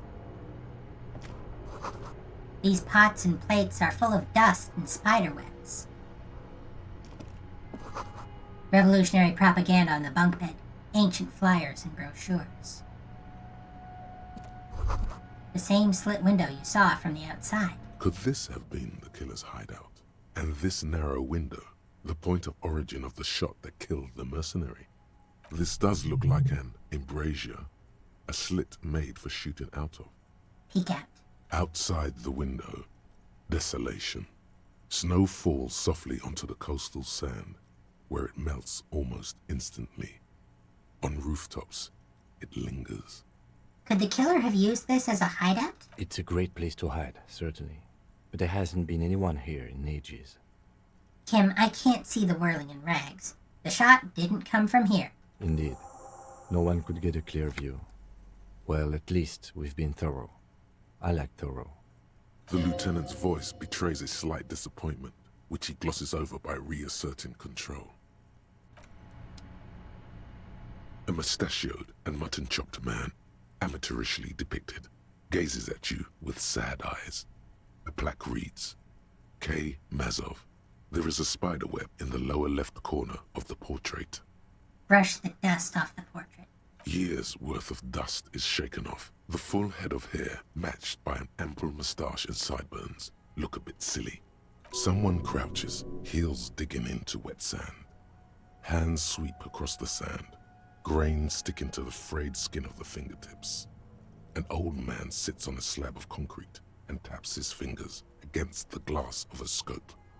You shudder. Gosh, I wonder who that is. Look, Kim, it's Comrade Mazov. Yes, I can see that. Looks like some communists were hiding out here.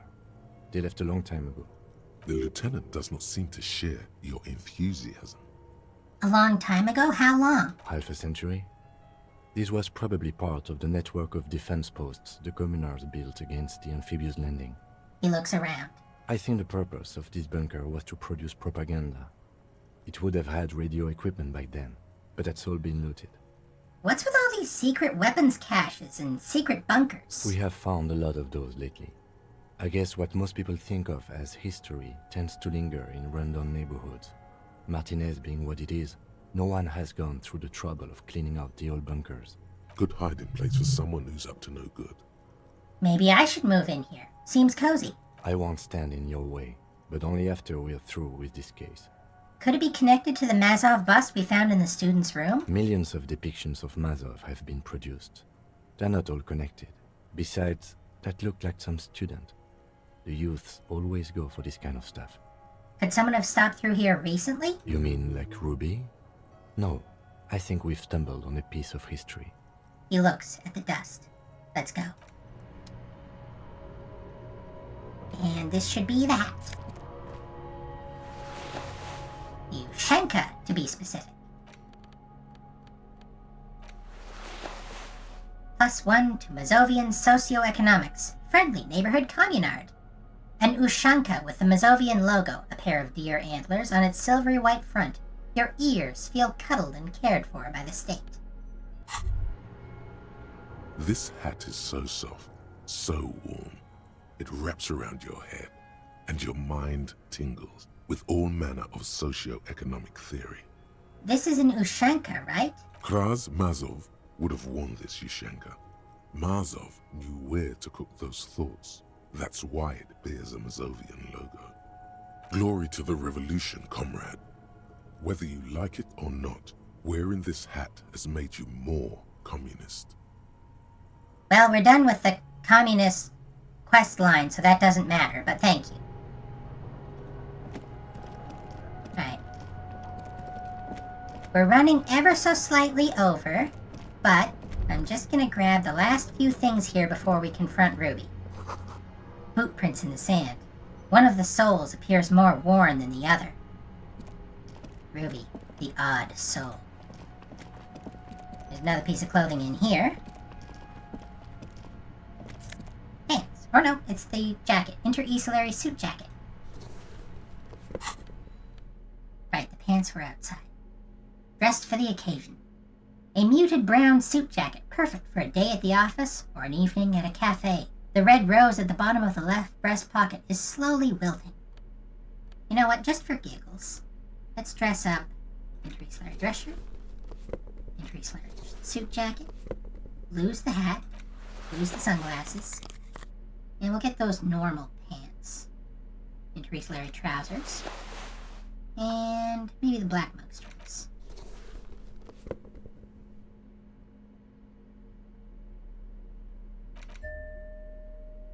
Look at how normal we look. Wow.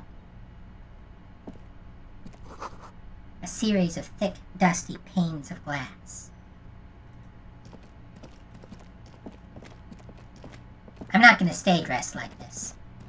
There is one other thing that Shivers told us about. The tunnel collapsed. You'll have to find another way around.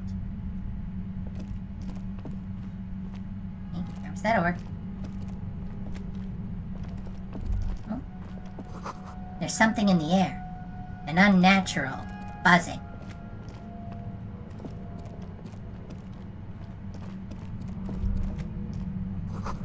It's getting louder, the buzzing sound.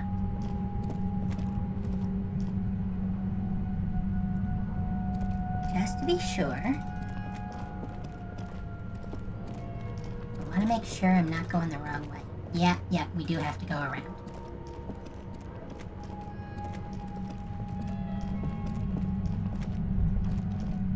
There it is again, like a swarm of hornets buzzing under your scalp. A strange tingling you can almost smell. Lieutenant, do you feel something? No. What do you mean? Pain. A strange tingling. I don't feel it, but we should still be careful. There were footprints back there, and I'm pretty sure they were fresh. I saw them too. Footprints with the right sole worn smooth. Looks like our suspect. If she's in here, we need to plan our next step carefully.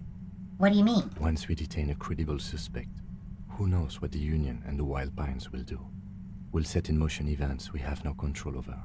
You will upset the balance of power in Martinez.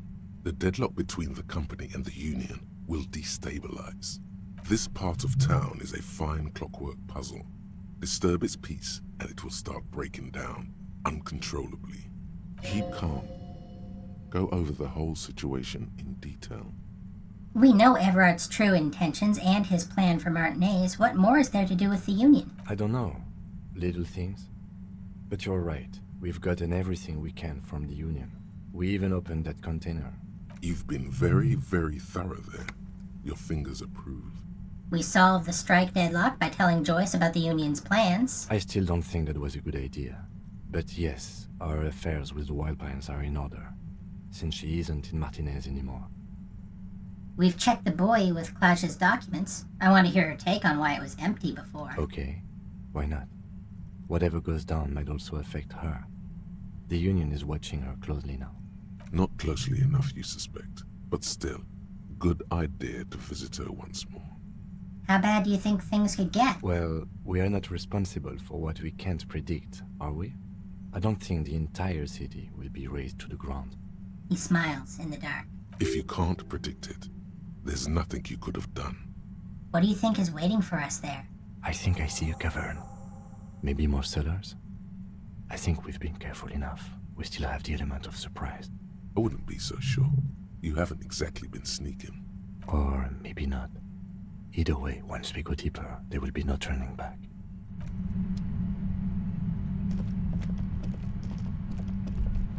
And here's the thing I was talking about that Shivers told us about. A concrete pipe buried in sand and dust.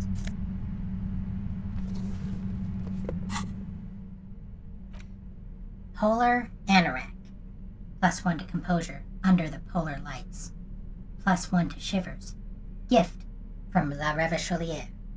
Layers and layers of polyvinyl and artificial sheepskin make this coat ideal for traversing snowy plains on dog sledges. Somehow you knew it would be waiting for you underground, in a sunken pipe, and you found it. It's as if the city gifted it to you to keep you safe. like I said about the RCM patrol cloak, that gives us a bonus to shivers because of the holes in it. This polar anorak has tiny little, probably faux fur synthetic fibers all around your head, like antennas or whiskers, picking up air currents. It's what you need to stay safe and let the city speak to you. But we're not gonna stay safe. We are going to go confront Ruby, the instigator. That is the only thing left to do. I mean, technically, as the game hinted, we could go talk to Claudia once more, but nah, we're already here. And there's a few things that we did skip. Some unavoidably, some because, quite frankly, the game screwed me. I'm still not sure why we didn't get to go down the whole thing with the twins. But, yeah. Gird your loins, prepare yourselves. Starting next week, we've got our gun. We've got all the information. We're gonna go confront a lesbian. Next time. Thank you for joining me, and I will see you next week. Bye-bye.